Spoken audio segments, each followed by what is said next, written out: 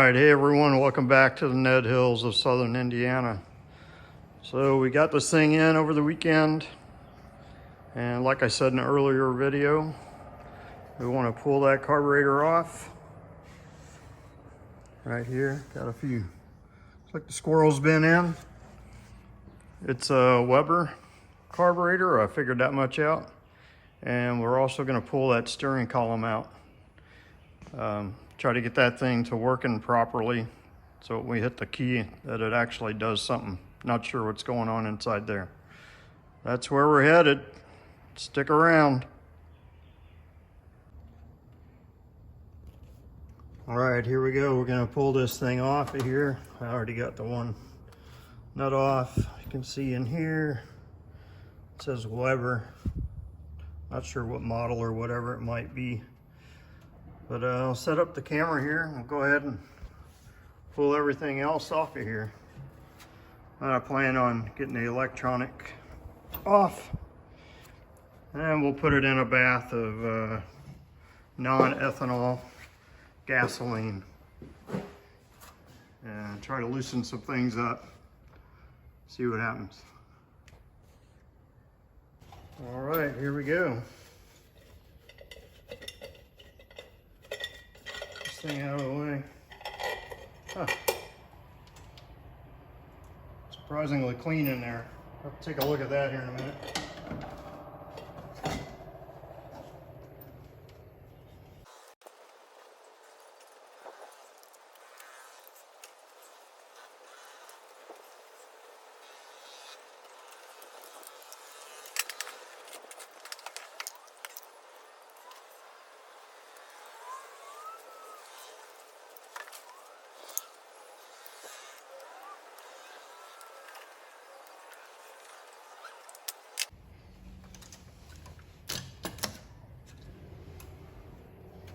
All right, there we go.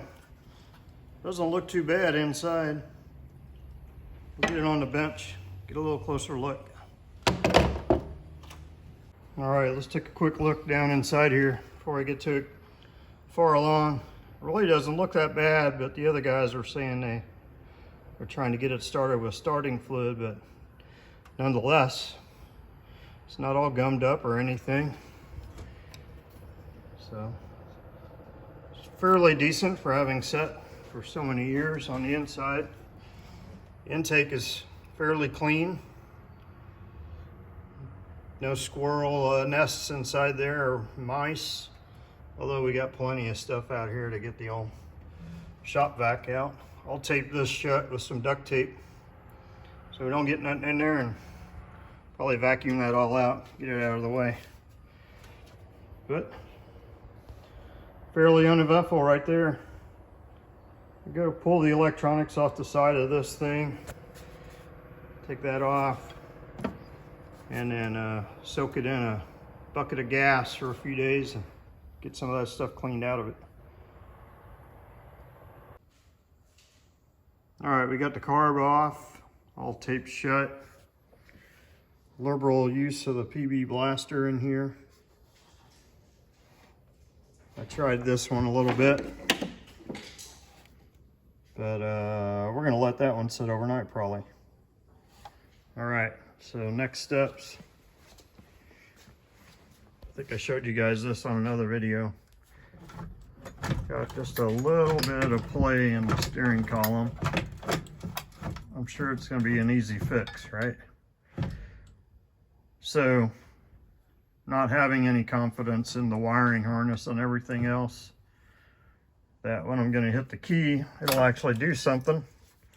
I'll take that thing apart, see what's going on, make sure I got a good, at least ignition right there. Check this out.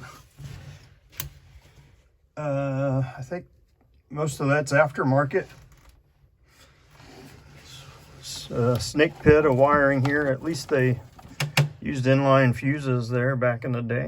Got that going for it. There's some kind of duct up here I saw. Everybody knows what that goes to. Let me know. I'm thinking defroster up there, but not exactly sure. Let's see what else we got. There's some wiring, you know, crammed in the old fuse outlets. That's how we used to do back in the day, right? 70s and 80s. I guess I wouldn't know too much about that. Late 80s maybe. But we're gonna have to pull this other side of this harness off up here on the top side of this. Got some bolts to take out there, and then the mount bolts way up here. I don't think you can really see them. I think there's 2 of them in there after we pull this cover off. And then unhook the shaft on the other side on the engine bay, and supposedly this thing's gonna slide right out of here. Right? I don't know. We'll see. I'll be back with you after I get it done. All right, we're back at it again this evening.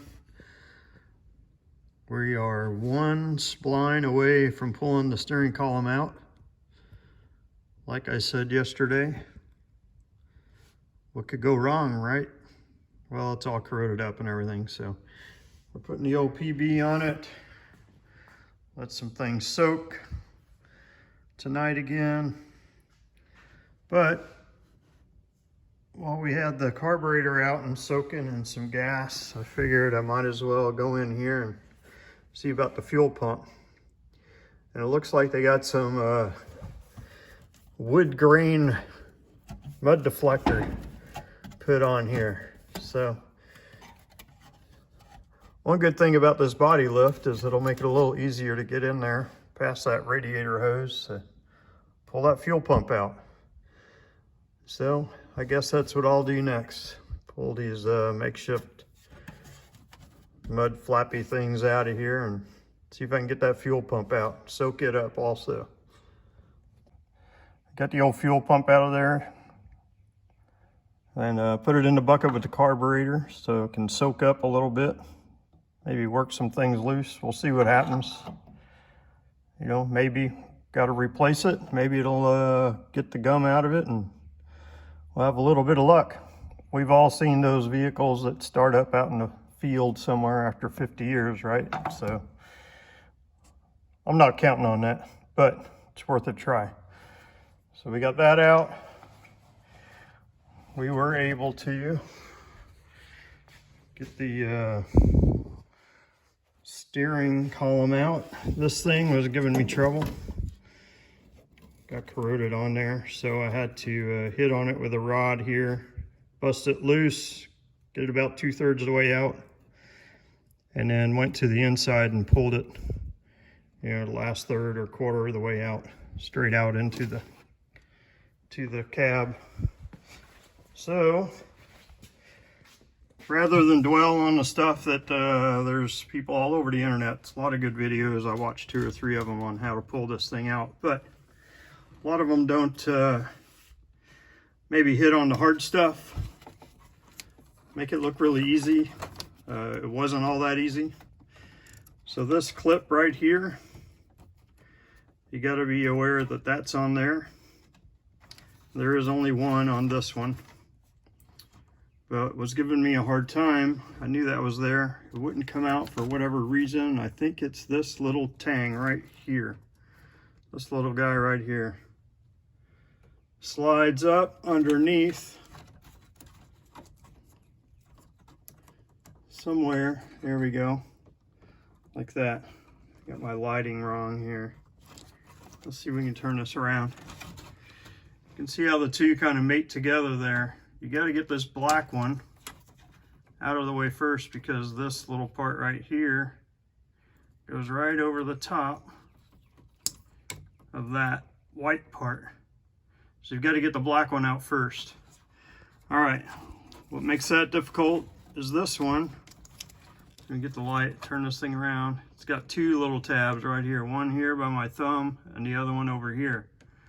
So as you can imagine, trying to pull that out of there, you got to push both of these in while pulling out at the same time. Once you get that done, then you can get in, and this one came out fairly easily after that. All right, once we got that out, this is folded over the top of this. which I don't think matters. You can push that back on. That's probably, yeah, that's holding these pins in the top row up here. So don't mess with that. Let's go ahead and put that back on. What you do need to know is there's a little bitty, let me see, there we go. See that little nub right there? That's what's sticking into the harness on the steering column. So you're gonna have to pull that out of the way with a screwdriver and then pull them apart. So that's the magic there. Little trial and error. I watched 2 or 3 videos about these Jeeps and GMs and didn't catch those little tidbits, especially about these two. Taking the black one off first. So there you have it. We've got the steering column out. So I'm going to wrap this video up. Probably the next one, I'll go to tearing that steering column apart, and we'll get the carburetor, fuel pump back out, and see what happens next. All right, you guys have a good one.